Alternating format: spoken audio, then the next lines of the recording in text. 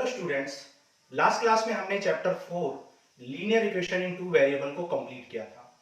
अब आज की क्लास में हम चैप्टर 5 स्टार्ट करेंगे, that is introduction to Euclid geometry. अब देखो, इंट्रोडक्शन टू यूक्लिड ज्योमेट्री को स्टार्ट करने से पहले हम समझते हैं कि ज्योमेट्री किसे कहते हैं, what is geometry.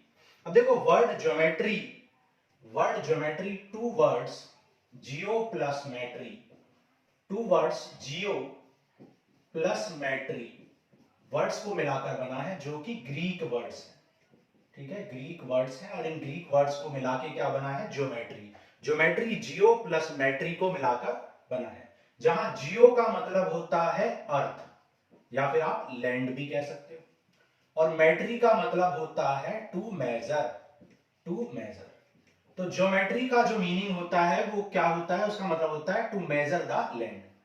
To measure the land, ठीक है, टू मेजर द लैंड मतलब जमीन को नापना, अर्थ को नापना, मेजरमेंट करना। देखो, होता क्या था एंशिएंट सिविलाइजेशंस में, प्राचीन सिविलाइजेशन, एंशिएंट सिविलाइजेशन में क्या होता था कि बहुत सारे सिविलाइजेशन थे, जैसे Indian civilization, Egyptian civilization, Chinese civilization, बहुत सारे सिविलाइजेशन थे। और उनमें क्या होता था कि जब रिवर्स में फ्लड्स आती थी, तो फ्लड्स आने की वजह से उनकी जो लैंड की जो डिफरेंट डिफरेंट ऑनर्स होते थे लैंड के, उनकी बाउंड्रीज वाइप्ड आउट हो जाती थी, मतलब टूट जाती थी, और जिसकी वजह से उन्हें फिर से रीड्रॉ करनी पड़ती थी बाउंड्रीज को उन्हें क्या करना पड़ता था, रीड्रॉ करना पड़ता था, और उसके लिए उन्हें लैंड को मेजर करना पड़ता था, मेजरमेंट करना पड़ता था। इसलिए बहुत सारे अलग अलग सिविलाइजेशन में different different techniques of measurement start हुई। ग्रीक में मेजरमेंट ऑफ टेक्निक को geometry, that is geo means earth, metry means measurement, मतलब अर्थ के मेजरमेंट को ग्रीक में ज्योमेट्री कहते थे, और वहीं से ये टर्म ज्योमेट्री डराइव हुआ है। ठीक है, तो ज्योमेट्री जो वर्ड है, जियो प्लस मैट्री, टू ग्रीक वर्ड्स के मिलने से बना है, जो कि जिनका मतलब क्या होता है, earth plus measurement, the measurement of earth और the measurement of land.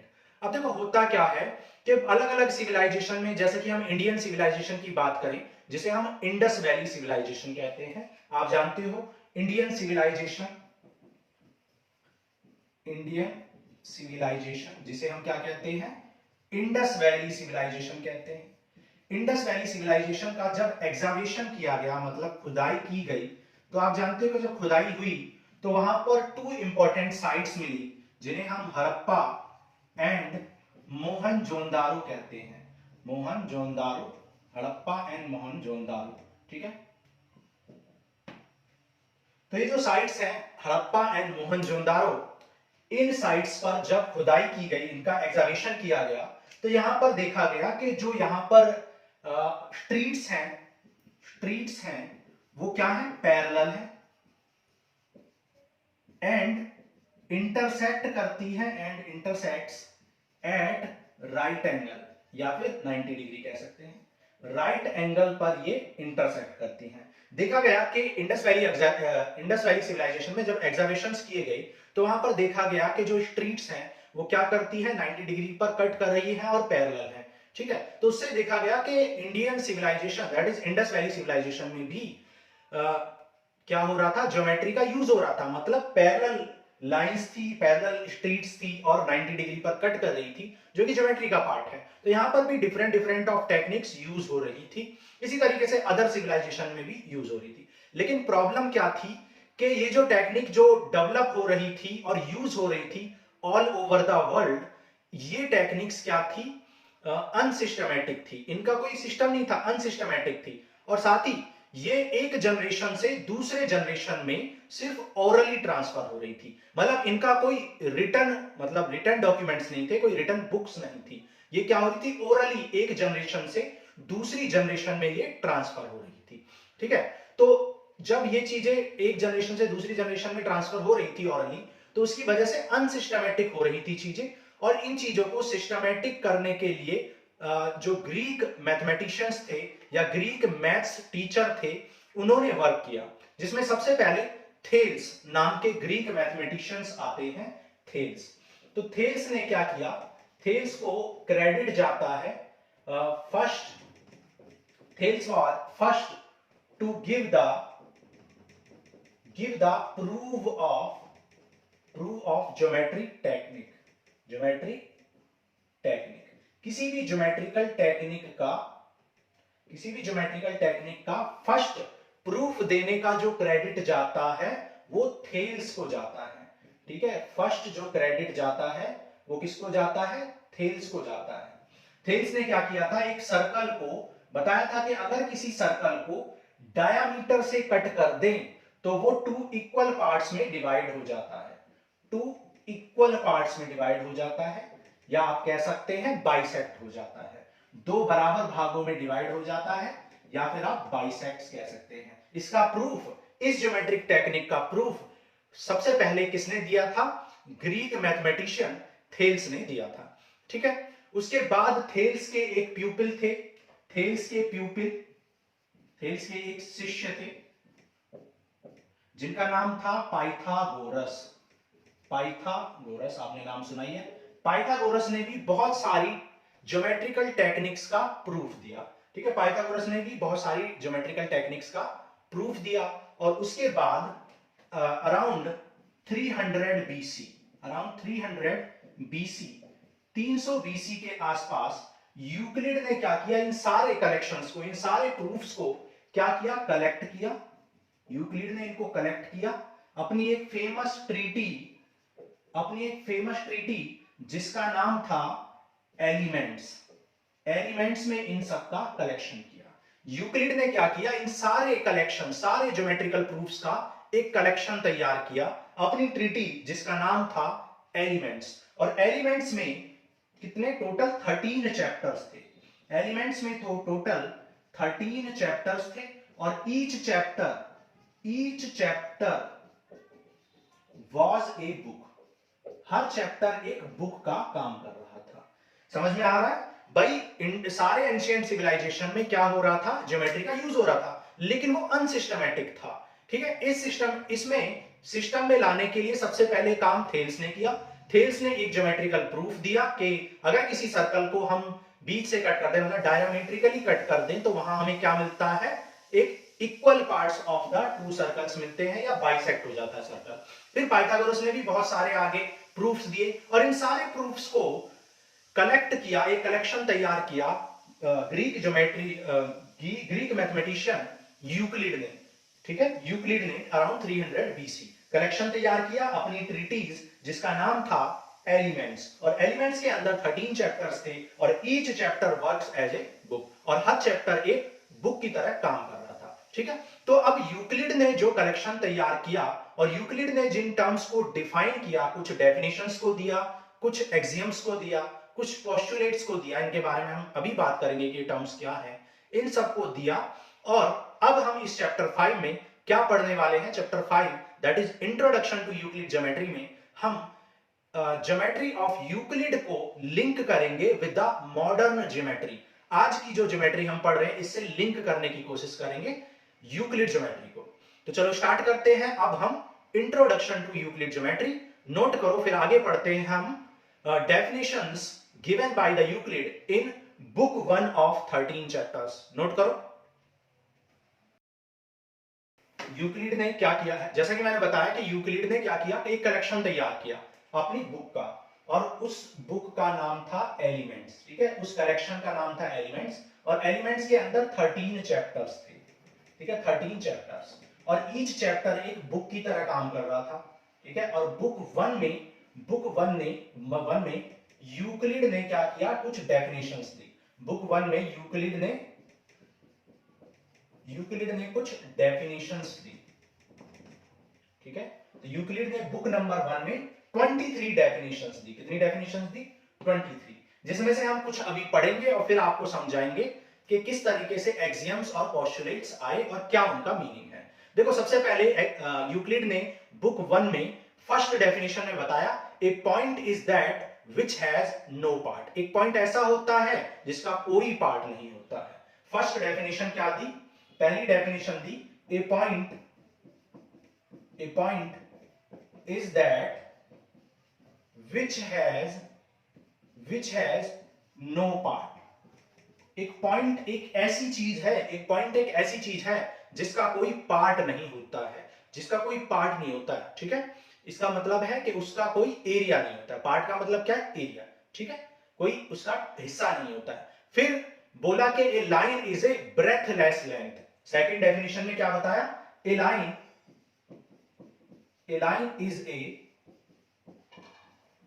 Breathless length. Line क्या है? एक ब्रेथलेस लेंथ है, मतलब लाइन एक ऐसी लेंथ है जिसकी कोई ब्रेथ नहीं होती है, मतलब चौड़ाई नहीं होती है, ठीक है। ये सेकंड डेफिनेशन जो यूक्लिड ने दी थी। Third, the ends of the line are points. The ends of the line are points. The ends of line are points.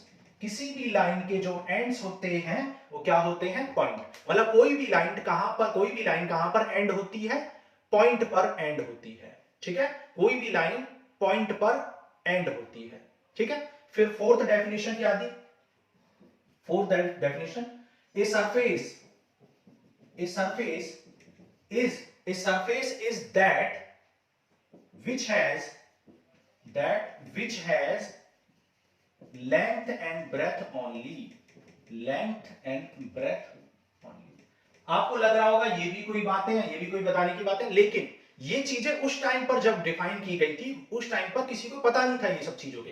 Point क्या होता है, सरफेस क्या होता है, लाइन क्या होती है, उस टाइम पे किसी को पता नहीं था, ठीक है। उस टाइम पे तो ये भी नहीं पता था कि भाई लेंथ क्या होती है, ब्रेथ क्या होती है, ये सारी चीजें डिफाइन नहीं थी, ठीक है। इसलिए उन्हें डिफाइन करना पड़ रहा था, डेफिनेशंस देनी पड़ रही थी यूक्लिड को, जिससे कि वो अपनी नेक्स्ट जनरेशन में और आने वाली जनरेशन में इन सब नॉलेज को या इन सब डेफिनेशंस को क्या कर पाए? ट्रांसफर कर पाए या एक जनरेशन से दूसरी जनरेशन में दे पाए, ठीक है। तो इस तरीके से ये डेफिनेशंस दी। और भी बहुत सारी डेफिनेशंस दी, जैसे डेफिनेशन थी the edge of a surface are line. किसी भी सरफेस की जो एज होती है वो लाइन होती है। जैसे कोई सरफेस है, मान लो ये सरफेस है, तो इस सरफेस की ये जो एज है ये एक लाइन है, ये भी एक लाइन है, ये भी एक लाइन है। तो the edge of a surface is line. क्या बोला था? The edges of a surface, किसी भी सरफेस की जो एजेस होती है वो क्या होती है? आर लाइंस, वो लाइंस होती है। किसी भी सरफेस की जो एजेस होती है वो लाइंस होती है। तो इस तरीके से और भी बहुत सारी डेफिनेशन थी। टोटल 23 डेफिनेशंस दी बुक 1 में यूक्लिड ने। अब देखो, जब ये डेफिनेशन यूक्लिड ने दी तो देखा गया कि भाई a point is that which has no part. अब ये पार्ट क्या है ये लोगों को पता ही नहीं था, लेंथ क्या है ये लोगों को पता ही नहीं था, ब्रेथ क्या है ये लोगों को पता ही नहीं था, ठीक है। Surface is that which has length, length यहां पर, ब्रेथ, ये टर्म्स डिफाइन नहीं किए थे यूक्लिड ने। द एज, एज क्या है ये भी डिफाइन नहीं किया गया था। तो बहुत सारे जो टर्म्स थे वो अनडिफाइंड छोड़ दिए यूक्लिड ने। अब बहुत सारे मैथमेटिशियंस ने पूछा कि भाई आपने ये टर्म्स को अनडिफाइंड छोड़ दिया, ये तो लोगों को पता ही नहीं है कि भाई लेंथ क्या होती है, ब्रेथ क्या होती है, या पार्ट क्या होता है। तो यूक्लिड ने कहा कि अगर मैं पार्ट को डिफाइन करूंगा, तो मुझे एरिया का नाम यूज करना पड़ेगा। मतलब पार्ट को डिफाइन करने के लिए मुझे ऐसा कुछ बोलना पड़ेगा कि पार्ट एक ऐसी चीज है जो एरिया होता है जिसका, या उसको डिफाइन करने के लिए कुछ ऐसी चीजों का यूज करना पड़ेगा जो अगेन अनडिफाइंड होंगी, और इस तरीके से एक चेन ऑफ अनडिफाइंड टर्म्स बन जाएगी। तो किसी भी अनडिफाइंड को टर्म को डिफाइन करने के लिए एक चेन ऑफ अनडिफाइंड टर्म्स बन जाएगी, ऐसा यूक्लिड ने कहा। तो सारे मैथमेटिशियंस इस बात से एग्री हो गए। उन्होंने कहा कि सही बात है कि अगर इस तरीके से हर चीज को डिफाइन करते रहेंगे तो क्या होगा, एक चेन ऑफ डेफिनेशंस या अनडिफाइंड टर्म्स बन जाएगी, और हम जिस टॉपिक को डिफाइन कर रहे हैं वही डिफाइन नहीं हो पाएगा, हम आगे निकल जाएंगे, डिफाइन करते करते एक चेन बन जाएगी, ठीक है। तो इस तरीके से यूक्लिड ने आंसर किया और सारे मैथमेटिशियंस उसके लिए एग्री भी हो गए।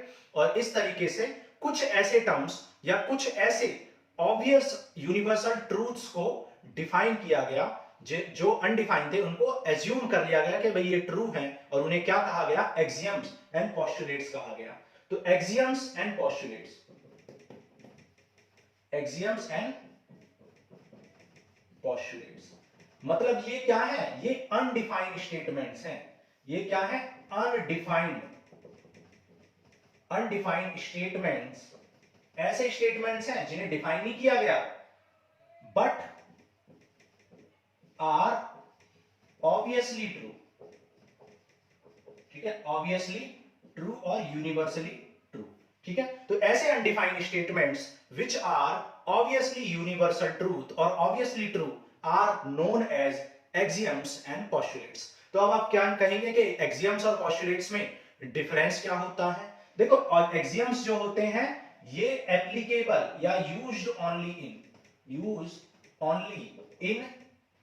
यूज ऐसा कह सकते हैं, use all over the mathematics, all over maths, ये ऑल ओवर मैथ्स में यूज होते हैं, जबकि पोस्टुलेट्स जो होते हैं यूज्ड ओनली इन ज्योमेट्री, ये केवल ज्योमेट्री में यूज होते हैं। पोस्टुलेट्स ऐसे अनडिफाइंड स्टेटमेंट्स हैं which are obviously true but used only in geometry, जबकि एक्सियम्स ऐसे अनडिफाइंड स्टेटमेंट्स हैं which are also obviously true and universally true but these are used all over the maths, यानी पूरी maths के अंदर कहीं पर भी ये एप्लीकेबल होते हैं।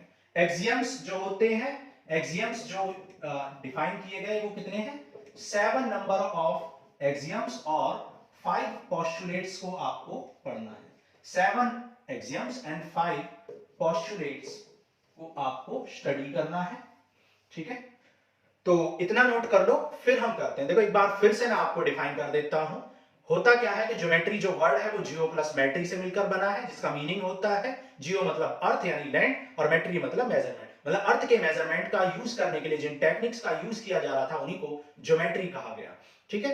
अलग अलग सिविलाइजेशन में अलग अलग ज्योमेट्रिकल टेक्निक्स जो है डेवलप की जा रही थी, यूज की जा रही थी, लेकिन वो जो यूज की जा रही थी वो अनसिस्टमेटिक मैनर में थी, मतलब कोई सिस्टम नहीं था, कोई रीजन नहीं था किसी भी चीज का, कोई रिटन डॉक्यूमेंट्स नहीं थे, और इन चीजों को ग्रीक मैथमेटिशियंस थेल, पाइथागोरस और फाइनली यूक्लिड ने इनको रिटर्न में दिया, और जब रिटर्न में दिया तो कुछ टर्म्स को अनडिफाइंड छोड़ दिया, और उन अनडिफाइंड टर्म्स को बोला गया कि ये ऑब्वियसली ट्रू है सो इन्हें डिफाइन नहीं करेंगे, और उन्हें एक्सियम्स एंड पोस्टुलेट्स बोला गया। एक्सियम्स वो टर्म्स होते हैं जो all over the maths use होते हैं, जबकि पोस्टुलेट्स वो टर्म्स होते हैं जो ओनली ज्योमेट्री में यूज होते हैं। एक्सियम्स एंड पोस्टुलेट्स जो होते हैं वो एक्सियम्स हमें 7 पढ़ने हैं और पोस्टुलेट्स हमें कितने पढ़ने हैं? 5 पोस्टुलेट्स पढ़ने हैं। तो नोट करो, फिर आगे पढ़ते हैं 7 एक्सियम्स ऑफ यूक्लिड ज्योमेट्री। अब देखो एक्सियम्स पढ़ते हैं, ठीक है? एक्सियम नंबर 1, एक्सियम नंबर 1 कहता है things which are equal to the same thing are equal to one another, things which are equal to the same thing are equal to one another, मतलब अभी समझते हैं एक्सियम 1। एक्सियम 1 कहता है things which are equal to the same thing, things which are equal to the same thing are equal to one another, are equal to one another, चीजें जो किसी दूसरी चीज के इक्वल होते हैं, मतलब सेम चीज के इक्वल होती है, वो आपस में भी इक्वल होती हैं। फॉर एग्जांपल जैसे हमने कहा कि भाई एरिया ऑफ ट्रायंगल, हमने कहा एरिया ऑफ ट्रायंगल इक्वल है एरिया ऑफ रेक्टेंगल के, ठीक है? ये हमने एक स्टेटमेंट दिया। फिर दूसरा स्टेटमेंट दिया एरिया ऑफ रेक्टेंगल या एरिया ऑफ स्क्वायर इक्वल है एरिया ऑफ रेक्टेंगल के, ठीक है? इस स्टेटमेंट में एरिया ऑफ ट्रायंगल रेक्टेंगल के एरिया के इक्वल है, इस स्टेटमेंट में area of square area of rectangle के इक्वल है। तो ये भी ट्रायंगल का एरिया भी रेक्टेंगल के इक्वल है और स्क्वायर का एरिया भी। तो हम कह सकते हैं These both statement implies that, यानी ये दोनों स्टेटमेंट ये बताते हैं, इंप्लाई करते हैं कि area of triangle is equal to area of square. क्या आप ये कह सकते हैं? अब इस स्टेटमेंट का कोई प्रूफ नहीं है, ये ऑब्वियसली ट्रू है भाई। जब आपने कहा कि भाई ट्रायंगल का एरिया रेक्टेंगल के इक्वल है और स्क्वायर का एरिया भी रेक्टेंगल के इक्वल है, तो इसका मतलब क्या है? एरिया ऑफ ट्रायंगल और स्क्वायर इक्वल है। Things which are equal to the same चीज, जो चीजें सेम चीज के इक्वल होती है वो आपस में भी क्या होती है? इक्वल होती है। मैथमेटिकली आप कह सकते हैं अगर a is equal to B, if a is equal to B and c is equal to B, then तो आप कह सकते हो a is equal to c। भाई a भी b के इक्वल है, c भी b के इक्वल है, तो आप कह सकते हो कि a c के इक्वल है, क्योंकि a और c दोनों ही b के इक्वल है, तो वो आपस में भी इक्वल होंगे। तो things which are equal to one another are always sorry things which are equal to the same thing are equal to one another. ठीक है, ये था हमारा एक्सियम नंबर 1। अब देखो मैं एक्सियम नंबर 6 पे चल रहा हूं डायरेक्ट। एक्सियम 6 को मैं डायरेक्ट बताऊंगा। हालांकि ऐसा कोई सीक्वेंस नहीं है, बुक में भी जो आपकी एनसीईआरटी की बुक में है वो उस सीक्वेंस में नहीं दिया है जिस सीक्वेंस में यूक्लिड ने दिया था, ऐसा कोई सीक्वेंस नहीं है।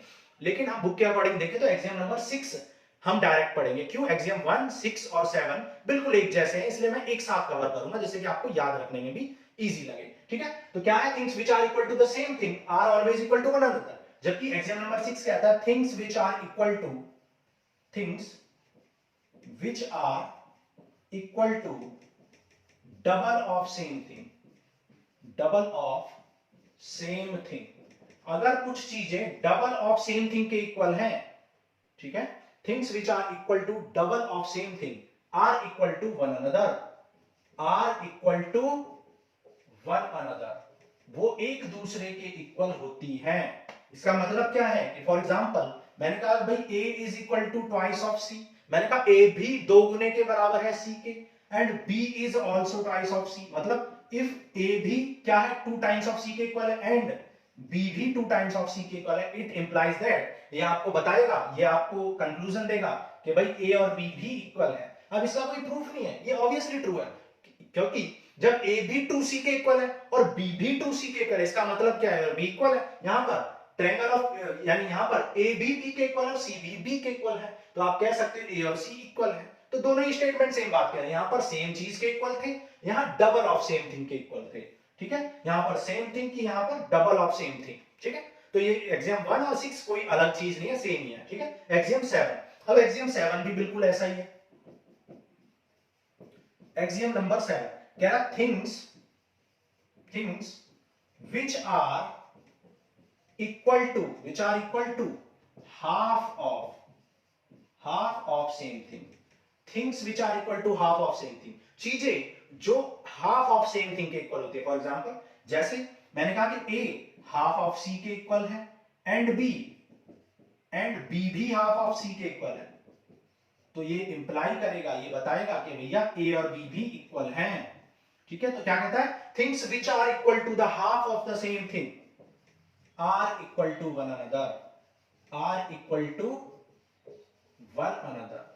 तो ये आप देख सकते हो कि तीनों स्टेटमेंट बिल्कुल सेम है। फर्स्ट में बोला कि जो दो चीजें या जो चीजें सेम चीज के इक्वल है वो आपस में भी इक्वल है। दूसरा सिक्स्थ वाला कहता है कि जो चीजें डबल ऑफ सेम चीज के इक्वल है वो आपस में भी इक्वल है। और सेवंथ नंबर क्या कहता है? चीजें जो हाफ ऑफ द सेम चीज के इक्वल है वो आपस में भी इक्वल है। तीनों बातें एक ही है। ठीक है, एक्सियम नंबर 7। अब देखो एक्सियम 2 करते हैं। एक्सियम नंबर 2, एक्सियम 2 क्या कहता है? एक्सियम 2 कहता है कि if equals are added to the same thing, if equals are added to the same thing, the resultant the whole या resultant is always equal। मतलब अगर बराबर चीजों में बराबर चीजें ऐड कर दो, फॉर एग्जांपल मैंने कहा कि भाई 2 और 2 बराबर है, ठीक है, और मैंने कहा कि इधर भी 3 ऐड कर दो, इधर भी 3 ऐड कर दो, बराबर चीजों में बराबर चीजें ऐड कर दो, तो जो रिजल्ट आएगा वो भी तो बराबर ही आएगा। भाई 2 और 2 दोनों बराबर थे, उन्होंने एक बराबर चीज मतलब इक्वल चीज 3 और 3 ऐड कर दी, तो जो रिजल्ट आया वो भी इक्वल आया, यानी होल मतलब जो रिजल्ट या रिजल्टेंट भी इक्वल आया। तो आप क्या कह सकते हैं एक्सियम नंबर 2 में? If equals are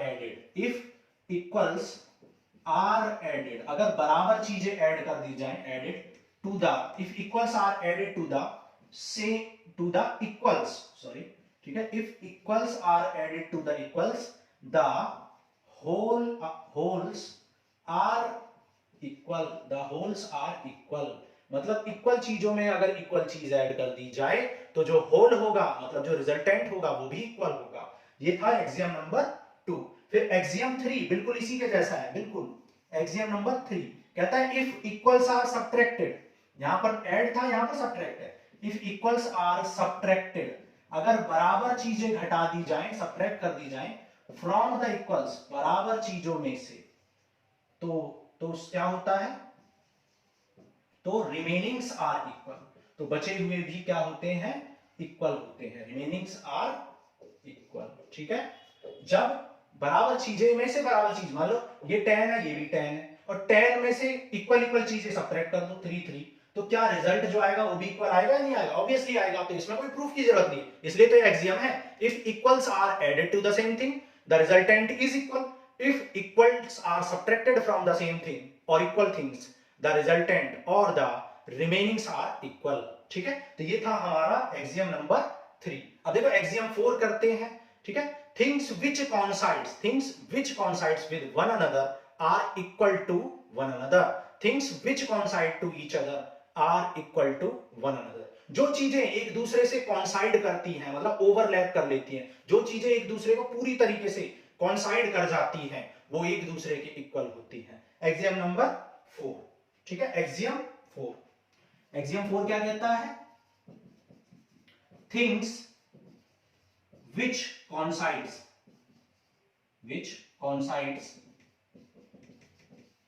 each other, things which coincides each other are equal to one another,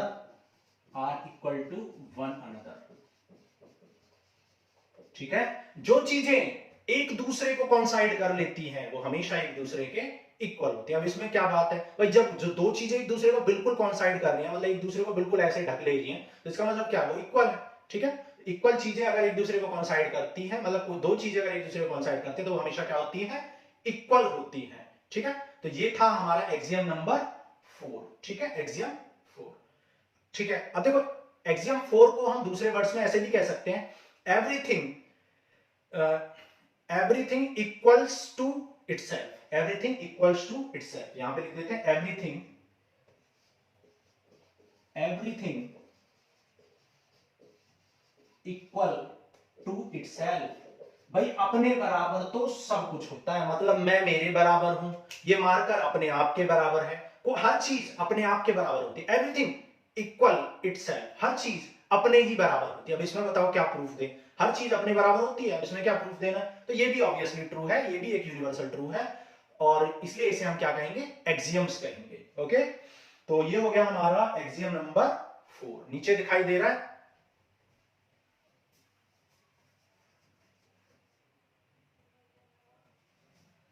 ठीक है, तो ये हो गया हमारा एक्सियम 4। अब एक्सियम एक और रह गया, कितने हो गए, 3 6 एक्सियम्स हो गए, एक एक्सियम और रह गया, यहां पे मैं इसको लिख देता हूं। ठीक है, यहां पे लिख देता हूं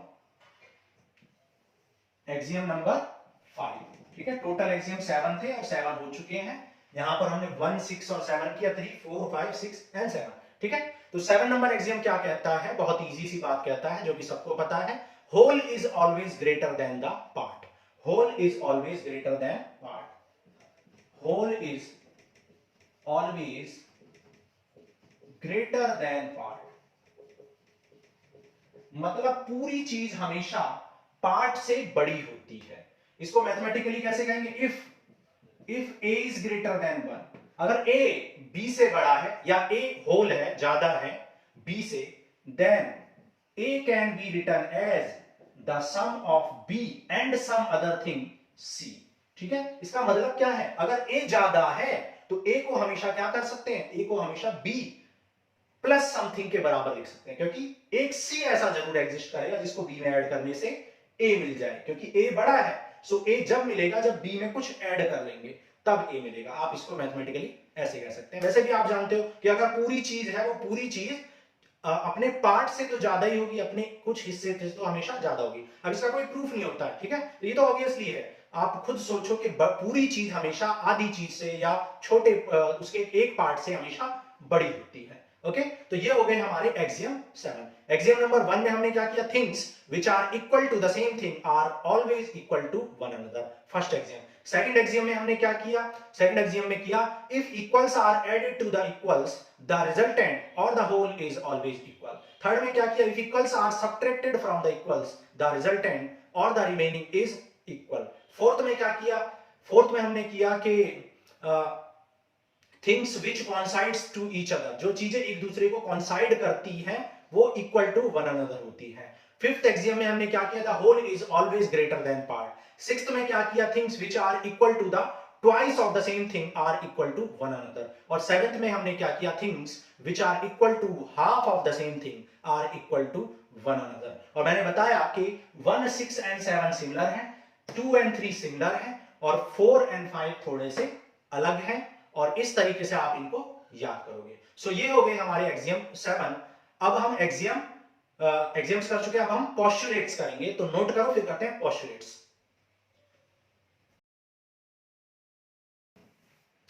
देखो अब पोस्टुलेट्स करते हैं। टोटल पोस्टुलेट्स कितने थे? 5 पोस्टुलेट्स थे टोटल, और 5 पोस्टुलेट, और पोस्टुलेट्स क्या होते हैं? पोस्टुलेट्स ऐसे ऑब्वियसली यूनिवर्सली ट्रू स्टेटमेंट्स होते हैं which are only applicable in geometry. तो पोस्टुलेट्स जो है वो ज्योमेट्री से रिलेटेड होते हैं, ठीक है। तो फर्स्ट पोस्टुलेट क्या कहता है? ए straight line may be drawn from any one point to any other point. A straight line may be drawn from any one point to any other point, ठीक है। तो पोस्टुलेट नंबर 1 क्या कहता है? Postulate 1, A straight line may be drawn from one point, एक point से, to any other point,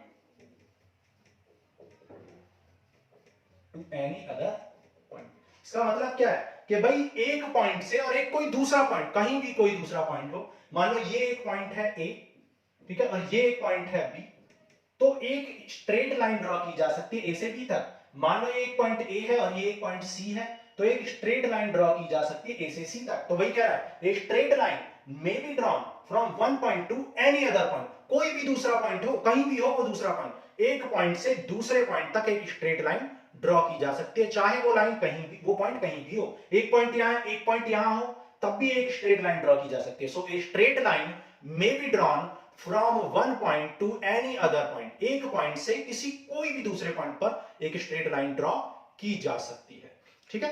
तो देखो इस एक्सियम में कहीं भी यूक्लिड ने ये तो नहीं बोला कि भाई किन्हीं दो पॉइंट से एक यूनिक लाइन पास होती है, किन्हीं दो पॉइंट से एक यूनिक लाइन पास होती है, ये तो कभी नहीं बोला, लेकिन इसका यूज फ्रीक्वेंटली किया, इस बात को यूज बहुत किया, इसलिए यहां से एक और एक्सियम निकल के आती है जिसे आपकी बुक में एक्सियम 5.1 कहा गया है। तो एक्सियम 5.1 कहता है, एक्सियम 5.1 कहता है कि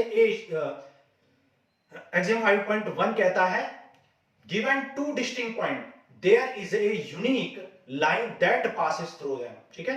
given two distinct points, for given two distinct point, for given two distinct point, कोई भी दो distinct point के लिए, ठीक है, for given two distinct point a unique line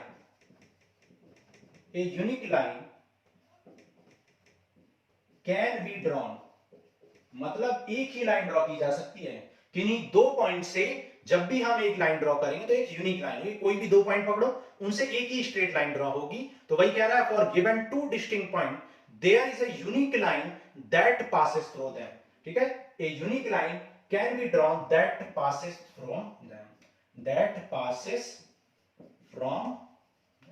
ठीक है, या सिंपल कह सकते हैं for given two distinct point एक unique line can be drawn. इतना भी लिखने की जरूरत नहीं है, ये भी कोई नेसेसरी नहीं, यही अपने आप में कंप्लीट है। For given two distinct point A unique line can be drawn, केवल एक ही यूनिक लाइन ड्रॉ होगी। ये एक्सियम 5.1 है जो कि पोस्टुलेट नंबर 1 से ही निकल के आया, और इसमें कोई प्रूफ की जरूरत नहीं है, क्योंकि कोई भी दो पॉइंट अगर आप लोगे तो इनसे एक ही स्ट्रेट लाइन ड्रॉ कर सकते हो, दूसरी कोई और स्ट्रेट लाइन ड्रॉ नहीं होगी, सो यूनिक लाइन ड्रॉ हो सकती है, ठीक है। तो ये था पोस्टुलेट नंबर 1। अब पोस्टुलेट नंबर 2 कहता है कि a terminated line can be produced, a terminated line can be produced indefinitely, ठीक है, और इनफाइनाइटली। पोस्टुलेट नंबर 2 कहता है कि ए टर्मिनेटेड लाइन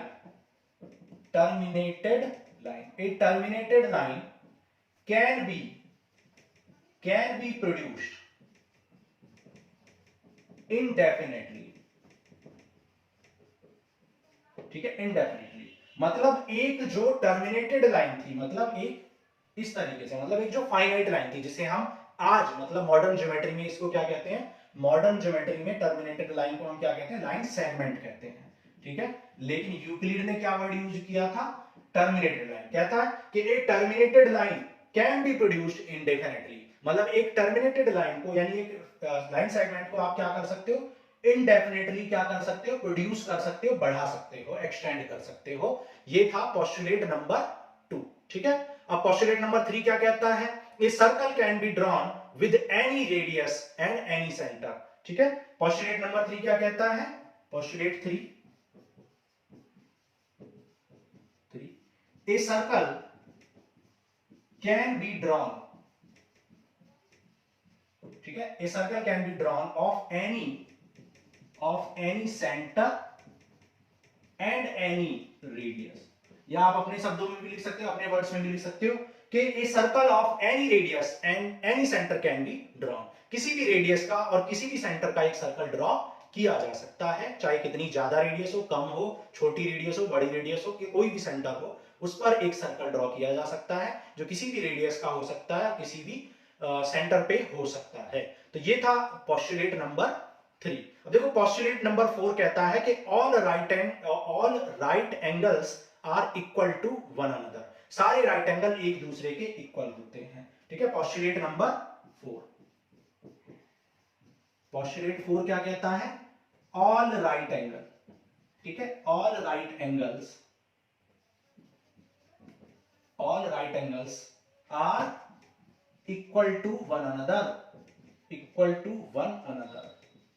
सारे right angle equal to one another होते हैं, मतलब सारे राइट एंगल अपने आप के इक्वल होते हैं, या सारे राइट एंगल एक दूसरे के इक्वल होते हैं। क्योंकि राइट एंगल का मतलब क्या, 90 डिग्री का एंगल, और 90 डिग्री का एंगल जब सारे राइट एंगल है तो वो इक्वल होंगे ऑब्वियसली। चाहे आप ये बनाओ, चाहे आप ये बनाओ, ये सब क्या है, राइट एंगल है, एक दूसरे के इक्वल भी है। क्योंकि यहां पर एंगल की बात हो रही है, सब एंगल कितने डिग्री का बना रहे हैं, 90 डिग्री का बना रहे हैं। तो क्या कहता है, all right angles are equal to one another. सारे राइट एंगल एक दूसरे के इक्वल होते हैं। ठीक है, ये था हमारा पोस्टुलेट नंबर 4। अब देखो पोस्टुलेट नंबर 5।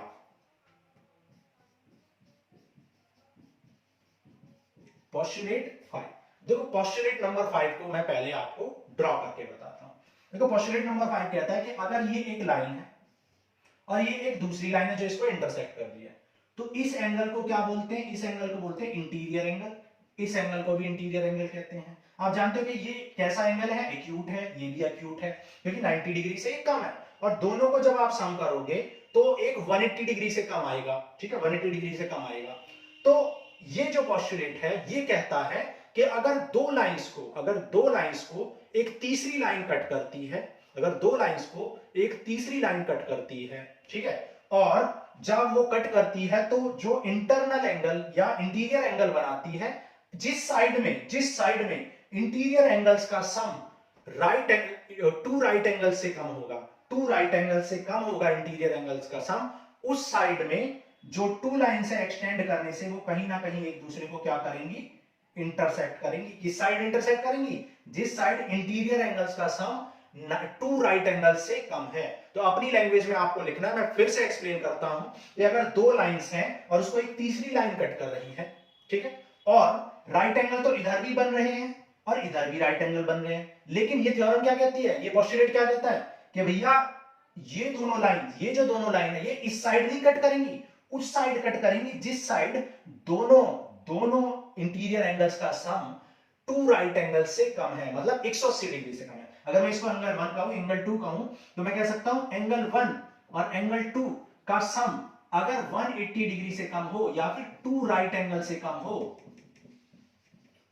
ठीक है, अगर एंगल 1 और एंगल 2 का सम 180 डिग्री यानी टू राइट एंगल से कम हो, तो जिस साइड में इंटीरियर एंगल्स का सम लेस देन 180 है, उसी साइड में लाइंस को एक्सटेंड करने से उसी साइड में लाइंस के दोनों लाइंस क्या करेंगी, इंटरसेक्ट करेंगी। समझ आ गया? तो इसको अपनी लैंग्वेज में लिखना, क्योंकि बुक में कुछ थोड़ा लेंथी सा दिया, आपको क्या लिखना, if two lines are intersected by a other line और cut by a other line, then two lines always cut in the direction or in the side where the sum of the interior angle is always less than the two right angles। दो right angle से कम जिस side interior angle का सम होगा, उसी side आपकी जो two lines थी वो एक दूसरे को क्या करेंगे, एक्सटेंड करने पर कट करेंगी। ठीक है, ये आपको खुद से लिखना है, स्टेटमेंट को मैंने बता दिया। ठीक है, सो ये हो गए हमारे पोस्टुलेट्स। सो तो अब हम करेंगे कंसिस्टेंट सिस्टम ऑफ एक्सियम्स, ठीक है, कंसिस्टेंट सिस्टम ऑफ एक्सियम्स। देखो कंसिस्टेंट सिस्टम ऑफ एक्सियम्स का मतलब क्या होता है? कंसिस्टेंट सिस्टम ऑफ एक्सियम्स का मतलब होता है कि अगर हमारे लिए इम्पॉसिबल हो कि किसी एक्सियम से हम ऐसा ऐसा स्टेटमेंट डिड्यूस कर दें जो कॉन्ट्राडिक्ट करे एक्सियम का या फिर किसी प्रीवियसली प्रूव्ड स्टेटमेंट का, अगर हम ऐसा ना कर पाए तो हम कहते हैं कि system of axioms is consistent. क्या लिखेंगे? If it is impossible to deduce, it is impossible to deduce such statement which contradicts, जो contradict करे previously proved statement,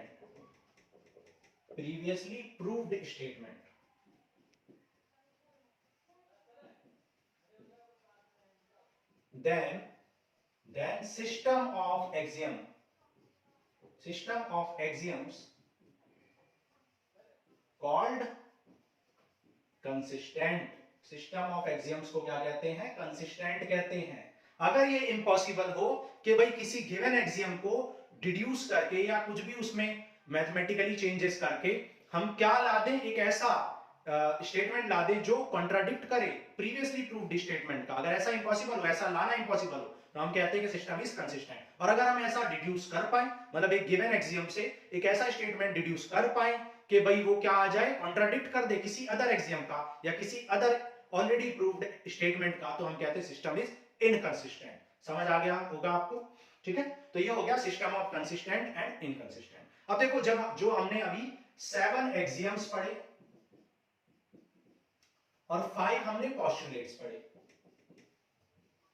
7 एक्सियम्स और 5 पोस्टुलेट्स को मिला के यूक्लिड ने 456, ठीक है, 465 स्टेटमेंट्स को प्रूव किया, ठीक है, या डिड्यूस किया, ठीक है, using 7 axioms and 5 postulates. In 7 axiom और 5 पोस्टुलेट्स को यूज करके क्या किया यूक्लिड ने? 465 स्टेटमेंट्स को डिड्यूस किया, जिन्हें हम क्या कहते हैं? जिन्हें हम theorems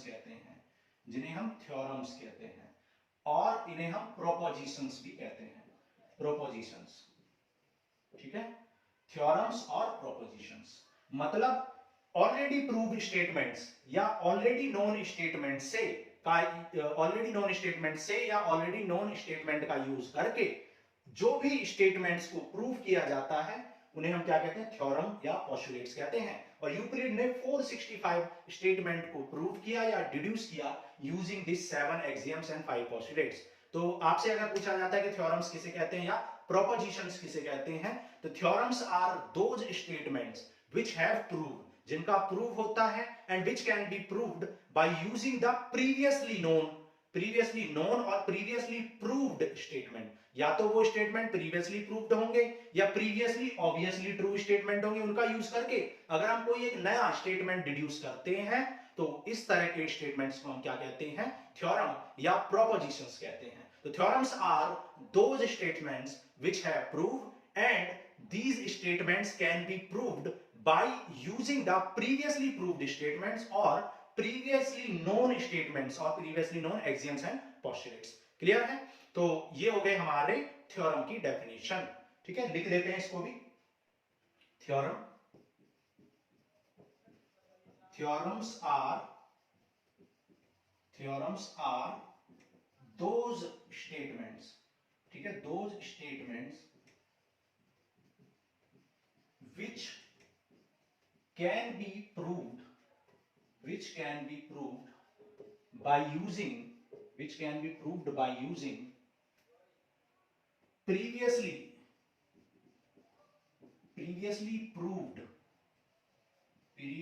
proved statements or axioms or postulates, ठीक है। मतलब थ्योरम ऐसे स्टेटमेंट होते हैं जिन्हें प्रूव किया जा सकता है यूजिंग प्रीवियसली प्रूव्ड स्टेटमेंट्स या फिर एक्सियम्स या फिर पोस्टुलेट्स, उनका यूज करके। तो इन्हें हम क्या कहते हैं, थ्योरम्स कहते हैं। तो नोट करो, फिर आगे करते हैं एग्जाम्पल 1 ऑफ एक्सरसाइज 5.1।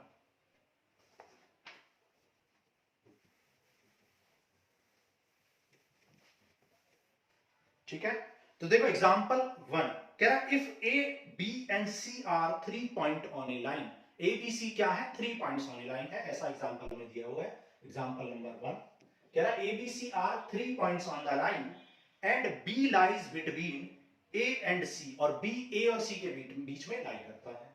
ठीक है, ए बी सी 3 पॉइंट्स हैं।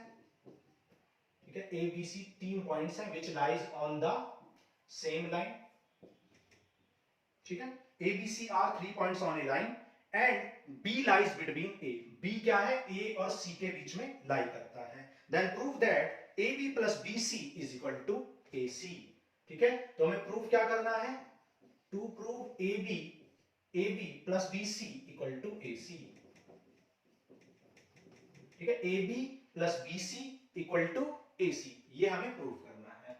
अब देखो, अब ये तो ऑब्वियस है कि भाई A B plus B C equal to A C होगा, इसका कोई प्रूफ नहीं है। लेकिन जब जिस चीज का प्रूफ नहीं होता, जो ऑब्वियसली ट्रू होती है, उनको हम क्या करते हैं, एक्सियम्स या पोस्टुलेट्स का यूज करके प्रूफ करते हैं। ठीक है, तो आपने एक्सियम नंबर 5 पढ़ा था, using axiom 5, using axiom 5।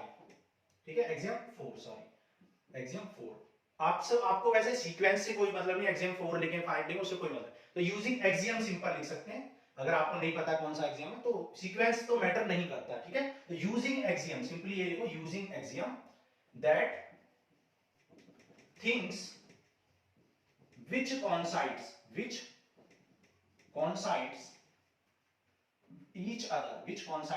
each other are equal to one another,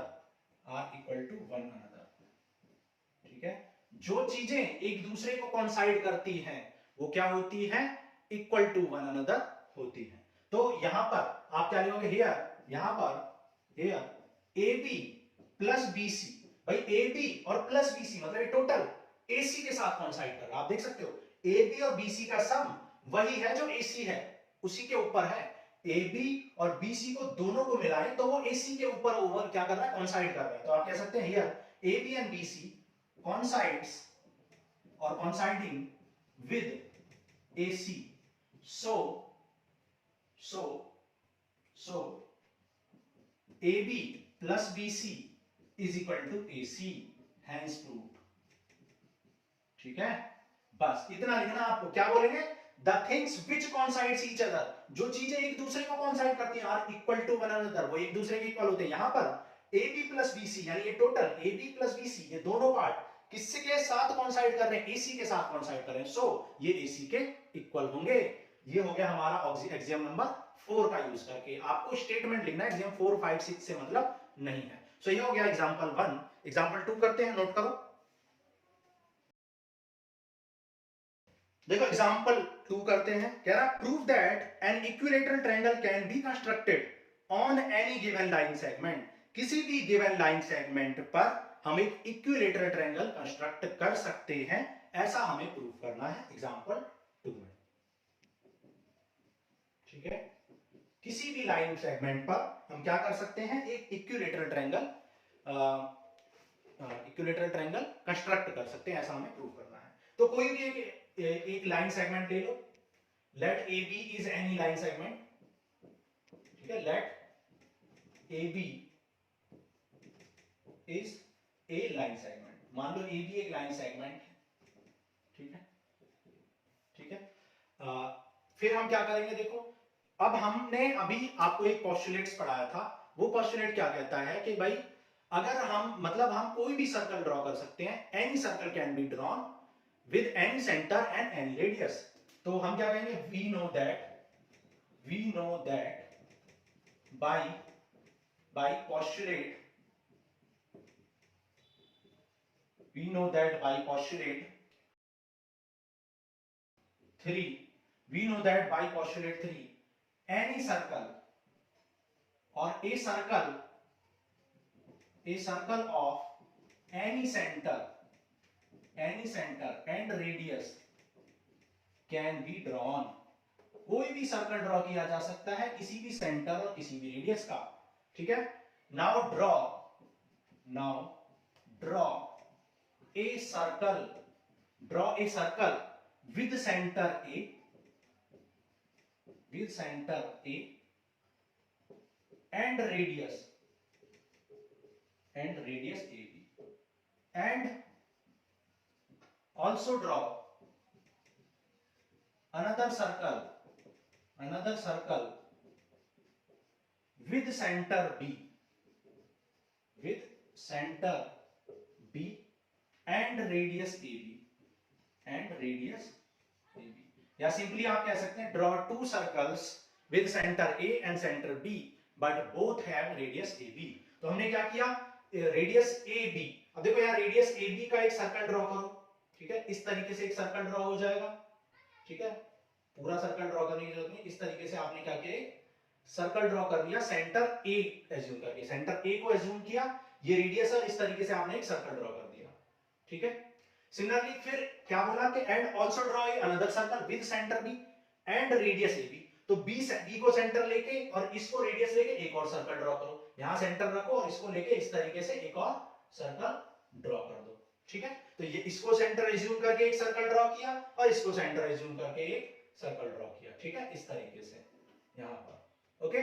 तो दोनों को हमने सर्कल, दोनों इसको सेंटर लेके और AB को रेडियस लेके एक सर्कल, फिर इसको सेंटर लेके AB को रेडियस, अब जहां पर ये कट करेंगे इसको इससे कर दो ज्वाइन, ठीक है, क्या करेंगे, now join AC and BC, अब AC और BC को क्या कर दिया आपने, ज्वाइन कर दिया। आप यहां पर स्टेप 1 स्टेप 2 इस तरीके से लिख सकते हैं, स्टेप 1 हो गया, स्टेप 2 हो गई, ठीक है, यहां पे स्टेप हो गई 2, फिर स्टेप हो गई 3, ठीक है, इस तरीके से। अब नाउ हमें क्या करना है, now we have to prove that ABC is equilateral triangle, now we have to prove ABC is equilateral triangle, ये हमें प्रूव करना पड़ेगा, क्योंकि एक ट्रायंगल तो मिल गया, अब ये इक्विलैटरल है, इस बात की क्या गारंटी है, इसको प्रूव करना पड़ेगा। अब देखो, अगर आप ध्यान से देखो कि ये AB और ये AC, ये किसकी रेडियस है, AB और AC इस सर्कल की रेडियस है, इस वाले की भी है, इस वाले की भी है, ठीक है ना। देखो ध्यान से देखो, AB भी रेडियस है इस सर्कल की और AC भी रेडियस है, तो आप क्या लिख सकते हो, AB, but AB is equal to AC, भाई AB और AC इक्वल है, क्यों, radii of same circle. Similarly AB, ठीक है, ये AB और AC, या BA और AC कह सकते हैं, ये भी रेडियाई ऑफ सेम सर्कल, ठीक है। तो देखो AB और AC radii of same circle, और AB और BC ये भी रेडियाई ऑफ सेम सर्कल है, ठीक है। और देखो AC भी AB के इक्वल है, BC भी AB के इक्वल है। अब यहां पर फिर से क्या करोगे, एक्सियम लिखोगे, एक्सियम 1, ठीक है, बाय यूजिंग एक्सियम 1, कौन सा, things which are equal to same thing are equal to one another,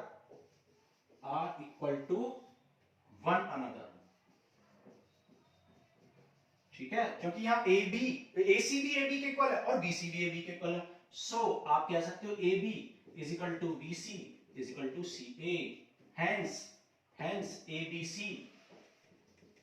is equilateral triangle, और यही हमें प्रूव करना था, नीचे दिखाई दे रहा है, ठीक है।